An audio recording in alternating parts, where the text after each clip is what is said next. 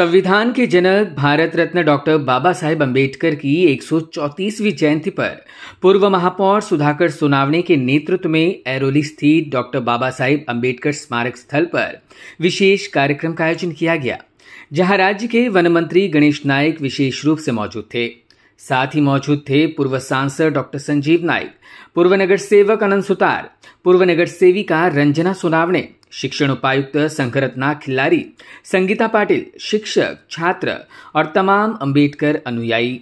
इस दौरान पीएम श्री राजर्षि छत्रपति शाहू महाराज विद्यालय के छात्रों ने लेजिम प्रस्तुति के साथ मान्यवरों का जंगी स्वागत किया। तत्पश्चात मान्यवरों ने डॉक्टर बाबा साहेब अम्बेडकर की प्रतिमा पर पुष्पहार अर्पण कर उनका अभिवादन किया। इसी बीच वन शक्ति संस्था और पीएम श्री राजर्षि छत्रपति शाहू महाराज विद्यालय के इको क्लब में शामिल होकर वन और पर्यावरण संवर्धन के लिए उल्लेखनीय कार्य करने वाले छात्रों का इस दौरान वन मंत्री गणेश नाइक के हाथों विशेष सम्मान भी किया गया।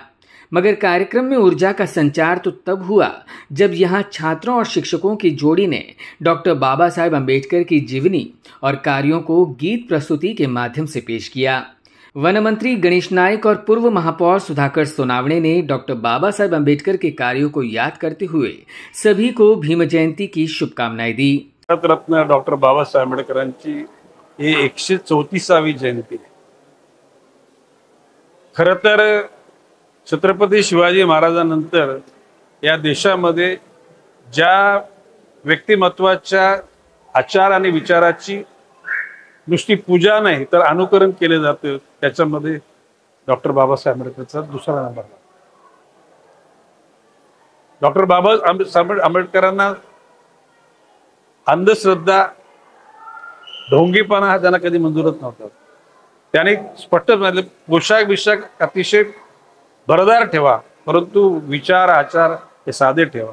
आणि आज जे आपण सगळेजण समानतेच्या वागणुकीतून जगतो आहोत, ती डॉक्टर बाबासाहेब आंबेडकरांची देण आहे। आणि म्हणून अशा महापुरुषाला दरवर्षी आपण वंदन करतो। त्या पाठीमागे येणाऱ्या भावी पिढीनं सुद्धा डॉक्टर बाबासाहेब आंबेडकरांना समजून घ्यावं आणि त्यांच्या जीवनामध्ये डॉक्टर बाबासाहेब आंबेडकरांच्या आचाराचा विचाराचा प्रभाव पडावा, ही त्याची पाठीमागची भावना आहे। आदरणीय गणेशजी नाईक साहेब हे काय पहिल्यांदा आले नाही। प्रत्येक जयंतीला आणि पुण्यतिथीला दादा स्मारकामध्ये येत आहेत। दादांनी ज्यावेळेस वनमंत्री म्हणून आता शपथ घेतल्यानंतर ते ज्यावेळेस विमानतळावर आले त्याच्यानंतर थेट पहिले आंबेडकर स्मारकात आले। त्यामुळे आंबेडकर स्मारक, त्याची निर्मिती आणि नवी मुंबई या सगळ्या जडणघडणीशी त्यांचा एक पालक म्हणून खूप जवळचा संबंध आहे। आणि त्यामुळे आपल्या पाल्यांना निश्चितपणे पालक आले की एक आनंद होतो आणि तशा प्रकारचा आनंद त्या स्मारकामध्ये उपस्थित राहिलेल्या सगळ्यांनाच झाला। आणि त्यातल्या त्यात दुधात साखर म्हणतो आपण, तसं राजर्षी शाहू महाराज विद्यालयाचं वनश्री जी ही आहे त्यांच्याबरोबर जी मुलं काम करतात 100 मुलं, त्यांच्यापैकी 31 मुलांनी आज बऱ्यापैकी या ठिकाणी जी बक्षिसं घेतलेली, ते बक्षिसं वितरण दादा ज्या खात्याचे मंत्री आहे त्या खात्याशी संबंधित असल्यामुळे ते आमच्यासाठी एक आनंदामध्ये द्विगुणित करणारे क्षण आहे। त्यामुळे आम्हाला आनंद आहेच आहे। त्यातल्या त्यात शिक्षकांनी, मुख्याध्यापकांनी आणि विद्यार्थ्यांनी मिळून एक गीत बाबासाहेबांच्या बद्दल कृतज्ञता व्यक्त करणारं या ठिकाणी सादर केलं। त्याच्यातून खूप चांगला मेसेज या ठिकाणी देता आलेला आहे आणि तो देण्याचा प्रयत्न महात्मा फुले जयंतीला देखील पोवाड्याच्या माध्यमातून या ठिकाणी ह्या शिक्षकांनी दिला होता।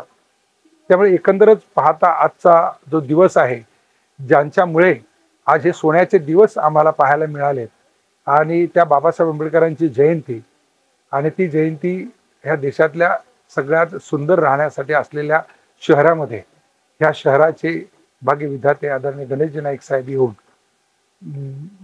डॉक्टर बाबासाहेब आंबेडकरांना या ठिकाणी विनम्र अशा प्रकारचं अभिवादन करतायत, त्यांना जमलेल्यांना शुभेच्छा देत आहेत। ही खूप मोठी गोष्ट आहे। कसं आहे की समीकरण आणि बाबासाहेब आंबेडकर ह्या गोष्टी ज्या आहेत ना, आमच्यासाठी नव्या नाही आहेत, कारण आमचं जीवन आम्ही त्या पद्धतीनेच व्यतीत करतो। बाबासाहेब आंबेडकरांनी जे संविधान लिहिलेलं आहे त्या संविधानाची जी यावेळेस पूर्तता झाली, त्या संविधानाची जी फोटोकॉपी आहे त्या फोटोकॉपीच्या बरोबर आम्ही डिबेट कॉपी ठेवलेल्या आहेत. त्यामुळे हे देशातलं एकमेव असं स्मारक आहे ज्या स्मारकामध्ये बाबासाहेबांचा पुतळा नाही, तर बाबासाहेबांची सगळी पुस्तकं आहेत. आणि ती पुस्तकं जर वाचली तर बाबासाहेबांचा जीवन प्रवास काय आहे आणि त्या जीवन प्रवासाने तुमचा माझं जीवन कसं सुखकर केलेलं आहे हे आपल्याला त्यातून पाहता येणार आहे. त्यामुळे भारतीय संविधान आणि बाबासाहेब आंबेडकर हे आपण त्या पुस्तकात वाचल्याशिवाय समजणार नाही. नाहीतर तोपर्यंत आपण जातीवर, प्रांतावर, भाषेवर या ठिकाणी वेगवेगळे आहोतच आणि ते राहणार आहे. आणि म्हणून सांगतोय की आपण आज व्हॉट्सअपच्या, फेसबुकच्या जमान्यामध्ये आहोत. आपण वाचत नाही आणि जर वाचलो नाही तर हा देश आणि या देशातील लोकशाही देखील वाचणार नाही, एवढा आमचा विश्वास आहे. Bureau input EW network.